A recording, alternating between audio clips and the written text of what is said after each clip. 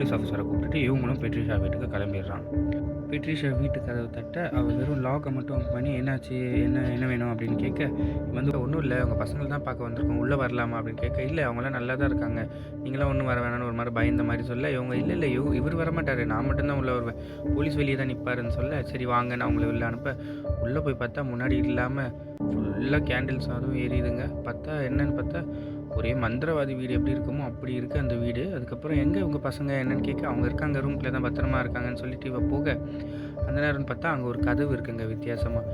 அதுக்கிட்ட இவ போக, அந்த நேரம் பெட்ரிஷா வர அந்த கதவை மட்டும் திறக்காதுன்னு கத்திக்கிட்டே அவரை கீழே தள்ளி விட, பார்த்தா அதில் சாவி வச்சுருக்காங்க. அதை இழுக்க கரெக்டாக போலீஸ் வந்துடுறாரு. அந்த சாவி எடுத்து திறக்கிறா.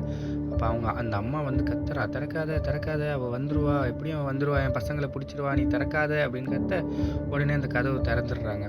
உள்ளே பார்த்தா அந்த 2 பசங்க பயந்து போயிருக்காங்க. யார் பார்த்தாலும் இவ தான் ஏதோ கொடுமைப்படுத்தி அந்த ரூம்குள்ளே வச்ச மாதிரி தெரியும்.